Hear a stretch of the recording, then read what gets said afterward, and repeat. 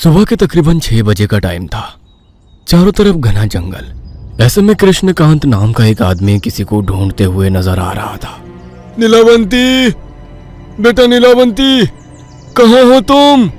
कुछ देर तक इधर उधर ढूंढने के बाद उसने देखा कि उसकी 12 साल की बच्ची नीलावंती कुछ खतरनाक जंगली जानवरों के बीच बैठी है। यह देखकर उसके रोंगटे खड़े हो गए। किसी ने देखा तो भारी मुसीबत हो जाएगी।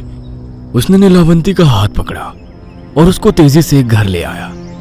नीलावंती बचपन से ही इंसानों से बहुत कम बोला करती थी। वह जंगल में जाकर जानवरों से मिलती और उनके साथ ही अपना वक्त बिताया करती थी। धीरे धीरे नीलावंती जवान और खूबसूरत हो गई। गांव में लोग उसको रोजाना जंगल जाते हुए देखते तो उसके बारे में तरह तरह की बातें करने लगते थे, लेकिन उसको इससे कोई फर्क नहीं पड़ता था। एक रात नीलावंती देर रात तक जंगल से वापस नहीं आई। कृष्णकांत को अब चिंता होने लगी। काफी देर बाद जब वो वापस लौटी तो उसके चेहरे पर एक मुस्कान थी और हाथ में एक किताब। कृष्णकांत उस पर भड़क उठा। नीलावंती, तुम इतनी रात रात जंगल में आखिर करती क्या हो? कब तक तुम इसी तरह जंगल में जाकर अपना समय खराब करती रहोगी? बाबा, मैं वहाँ अपना समय बर्बाद नहीं करती। मुझे जानना था कि मैं बाकी लड़कियों से अलग क्यों हूँ, और आज मुझे पता भी चल गया। आगे से मैं जो भी कुछ करूँ, जहाँ भी जाऊँ, आप मुझ पर कोई रोक टोक नहीं करना। सिर्फ जानवर ही नहीं, मैं अब पेड़ पौधे, पहाड़ और भूत पिशाचों से भी बात करने का तरीका सीखने लगी हूँ। साथ साथ ही मुझे ये ग्रंथ लिखकर मेरे जीवन का एक लक्ष्य भी पूरा करना है, और इसके लिए जो मुझे करना पड़ेगा वो मैं करूँगी। ऐसा कहकर नीलावंती अपने कमरे में जाकर सो गई। इसी गांव में महेंद्र नाम का एक जमींदार भी रहता था।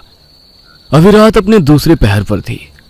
महेंद्र के घर से चीख पुकार करने की आवाजें आ रही थी। उसका जवान बेटा बहुत ही अजीब बर्ताव कर रहा था। वह हाथ में चाकू लिए खुद को नुकसान पहुंचा रहा था। उसकी आंखें लाल और सुर्ख थी और मुंह से औरत की भयानक आवाजें निकल रही थी। मैं इसको नहीं छोड़ूंगी, अपने साथ लेकर जाऊंगी।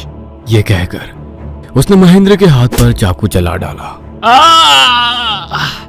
जल्दी से किसी ओझा बाबा को बुलाओ, इस पर किसी का साया है। जमीन पर बैठकर वो अपने ही पैर का मांस काट कर खाने लगा। ये देख सभी का दिल दहल उठा। यह चीख पुकार सुनकर नीलावंती ने अपनी किताब उठाई और बिना कुछ कहे उसके घर पहुंच गई। आप कुछ देर के लिए मुझे और इसे अकेला छोड़ दीजिए। उसके बोलने पर सभी कमरे से बाहर आ निकले। नीलावंती ने अंदर से कुंडी लगाई। तू बचाएगी इसको, ये देख। उसने चाकू अपने पेट में मारना चाहा, लेकिन नीलावंती ने जैसे ही किताब खोलकर मंत्र पढ़ना शुरू किया, चाकू उसके हाथ से छूट गया। वो अपने कानों पर हाथ रखे चीख पुकार करने लगी। बाहर खड़े सभी लोग उसकी चीख पुकार सुनकर डर रहे थे। कुछ देर बाद सब कुछ शांत हो गया। नीलावंती ने दरवाजा खोला तो वो जमीन पर बेहोश पड़ा था। थोड़ी देर में ये होश में आ जाएगा, डरने की कोई जरूरत नहीं है। इस घटना के बाद से नीलावंती गांव में और मशहूर हो गई। कुछ दिनों के बाद गांव में एक तांत्रिका आई। वो गांव के चौराहे पर बैठकर खूब मंत्रो जाप किया करती थी। थोड़ी बहुत लोगों की मदद भी किया करती थी। एक रात उसने गांव के सरपंच को अपने पास बुलाया। सरपंच वहां पहुंचा तो वो अपनी आंखें बंद किए ध्यान मग्न थी। इस गांव पर बहुत बड़ा खतरा मंडरा रहा है। धीरे धीरे वो इस गांव को खत्म कर देगी। ये आप किसकी बात कर रही हैं? कौन खत्म कर देगी? वही स्त्री जो रात के अंधेरे में रोजाना जंगल जाती है और वहाँ क्या करती है, ये आज तक किसी को पता नहीं चल पाया। वो तो नीलावंती बिटिया है, लेकिन वो इस गांव को कैसे खत्म कर देगी? वो तो हमेशा गांव के लोगों को मुसीबत से बचाती आई है। सब चाल है उसकी। पहले उसने सब पर अपना भरोसा बनाया है, अब धीरे धीरे अपनी शक्तियां बढ़ाने के लिए गांव के बच्चों की बलि देना शुरू करेगी। यह सुनकर किसी को उसकी बात पर भरोसा नहीं हुआ, लेकिन फिर भी उसने गांव वालों के दिल में शक पैदा करना जारी रखा। एक शाम कुछ बच्चे खेलते खेलते जंगल की तरफ चले गए। उन्होंने देखा कि कुछ ही दूरी पर नीलावंती जा रही थी। अरे वो देखो, नीलावंती दीदी, चलो सब उनके पास चलते हैं। नहीं नहीं, हम नहीं जाने वाले, रात बहुत हो गई है, तुझे जाना है तो जा। बाकी सभी बच्चे रिंकू को जंगल में छोड़कर चले गए।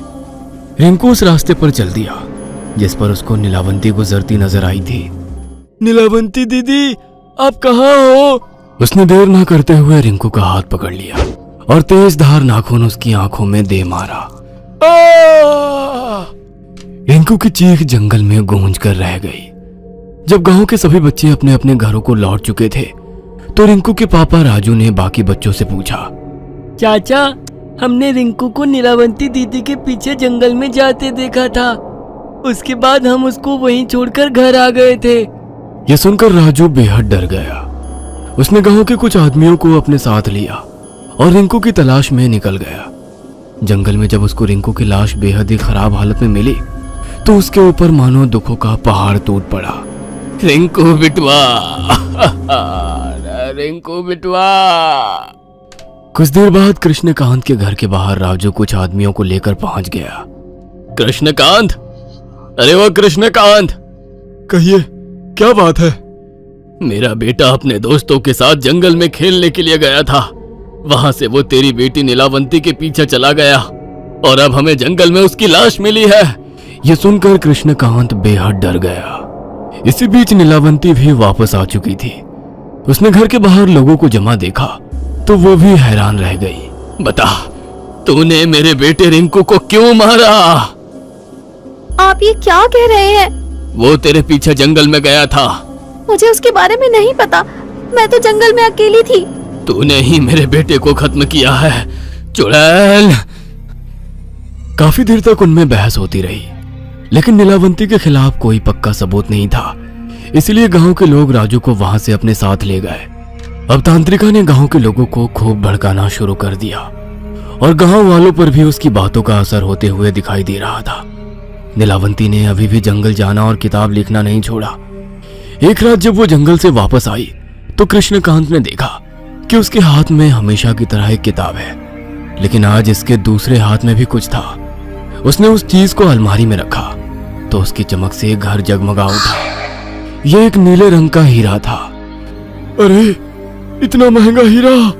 अब तो हम लोग पूरे गांव में सबसे अमीर हो गए हैं। ऐसा कहकर वो आंखों में चमक लिए हीरे को उठाने वाला था। नहीं बाबा, आप इसका इस्तेमाल नहीं कर सकते। ये सिद्ध किया हुआ हीरा है। ऐसे ही अभी 6 हीरे मुझे और सिद्ध करने हैं।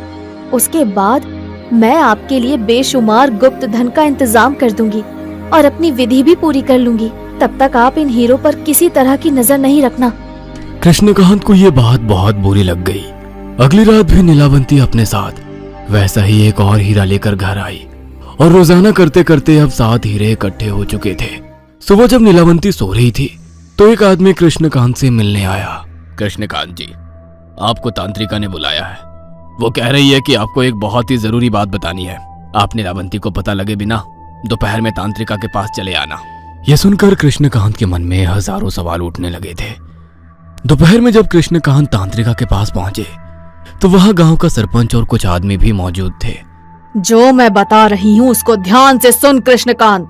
तेरी बेटी एक चुड़ैल है। गांव से रोजाना गायब होते बच्चे इस बात का सबूत हैं। नहीं, मेरी बेटी डायन नहीं है। वो बस मेरे लिए गुप्त धन प्राप्त करने के लिए सिद्धि कर रही है। वो ऐसा कुछ नहीं करने वाली। अगर वो तुझे अमीर बनाना चाहती तो उन 7 हीरों में से एक भी उसने तुझे क्यों नहीं दिया?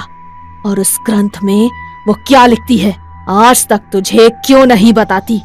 इस बात को सुनकर कृष्णकांत से कोई जवाब नहीं बना।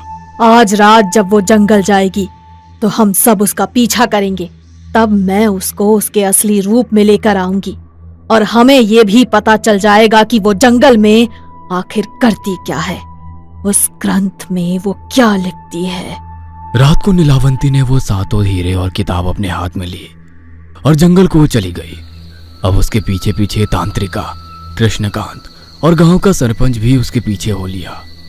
नीलावंती ने 7 हीरों को एक गोल आकार में जमीन पर रखा और उसके अंदर बैठकर ग्रंथ खोलकर मंत्र पढ़ने लगी। बाकी सभी छिपकर ये सब देख रहे थे। मौसम थोड़ा बिगड़ने लगा था। हवाएं तेज तेज चलने लगी थी। तभी नीलावंती के ठीक सामने उस गोल घेरे के बीचों बीच जमीन चटकने लगी और एक सोने के जेवरों से भरी मटकी ऊपर निकल आई। अरे वाह, इतना सारा खजाना! यह देखकर छिपे हुए सभी लोग सामने आ गए। कृष्णकांत ने जैसे ही मटकी को छूना चाहा, उसको एक तेज झटका लगा और फिर तांत्रिका ने जैसे ही नीलावंती ग्रंथ को चुराना चाहा, उसको भी तेज झटका लगा। आह, ये देखकर नीलावंती को बहुत बुरा लगा। ये क्या बाबा, आपने मेरा पीछा किया और वो भी इन लोगों के साथ? बेटा, ये खजाना मुझे दे दे, बस मुझे। ये तो मैं आपको देने ही वाली थी बाबा। मैं अपने हाथों से तुम्हें इसको देती, तभी आप इसे इस्तेमाल कर सकते थे, लेकिन आपके लालच ने सारा खेल खराब कर दिया। नहीं, तू एक चुड़ैल है। अब तेरी असलियत सबके सामने आ रही है तो बहाने बना रही है। क्या कहा तूने? ऐसा कहते ही नीलावंती की आंखों से तेज रोशनी निकली और तांत्रिका को चोट आ गई। तू मेरे इस ग्रंथ को हासिल करना चाहती थी, इसीलिए तूने मेरे प्रति छाया बनाकर उसके जरिए गांव के बच्चों की जानें ली, जिससे कि सब मुझे चुड़ैल समझने लगे। यह सुनकर अब सभी हैरान रह गए और तांत्रिका को घूरने लगे। आप लोगों को बहुत उत्सुकता थी ना मेरे बारे में जानने की, तो आज मैं अपनी असलियत सबके सामने खुद बयां करने जा रही हूँ। मैं एक यक्षिणी हूँ।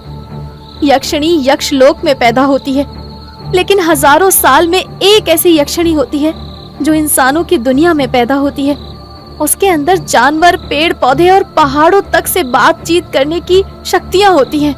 इस तरह वो जानवरों से और पेड़ पौधों से बातचीत करके हर मर्ज की दवा बनाना, हर तरह के जादू का काट करना, हर लोक के दरवाजों को खोलना और कई तरह की विधियां सीखकर उनको एक ग्रंथ के अंदर लिखती है। इसी बीच 7 दिव्य हीरो को हासिल कर जब ग्रंथ पूरा हो जाता है तो वो उस ग्रंथ को दुनिया की भलाई के लिए इसी दुनिया में छोड़कर उन 7 हीरो के जरिए यक्ष लोक का दरवाजा खोल अपने लोक वापस चली जाती है। ये सुनकर सभी उसको हैरानी से देखने लगे। आपकी वजह से मैं इस दुनिया में आई थी बाबा, इसीलिए सोने का कलश मैं आपके हवाले करके यहाँ से अपने लोक में वापस जाने वाली थी, लेकिन आप सबने मेरे साथ अच्छा नहीं किया। अब आप सबका लालच आपकी मौत की वजह बनेगा और ये ग्रंथ, इसका इस्तेमाल भी अब कोई नहीं कर पाएगा। मैं इस ग्रंथ को शापित करती हूँ। अगर कोई इंसान इस ग्रंथ को पढ़कर अधूरा छोड़ देगा तो वो पागल हो जाएगा, और अगर किसी ने लालच की भावना में आकर इसको पूरा पढ़ लिया तो उसकी मौत हो जाएगी। अगर कोई निस्वार्थ भाव से इसको पढ़ेगा तभी वो इसका फायदा उठा पाएगा। ऐसा कहकर उसने ग्रंथ जमीन पर फेंक दिया। गोल घेरे के बीच अब एक दरवाजा सा बन चुका था, लेकिन उसके अंदर जाने से पहले नीलावंती को एक और काम करना था। पिशाच देवाय प्रकटम, पिशाच देवाय प्रकटम, पिशाच देवाय प्रकटम। उसके इतना कहने पर एक बहुत ही भयानक पिशाच वहां आ पहुंचा। उसने एक एक करके कृष्णकांत, तांत्रिका और बाकी सभी लोगों को मार गिराया और उसके बाद वहां से गायब हो गए। ओम यक्ष देवाय नमः, ओम यक्ष देवाय नमः।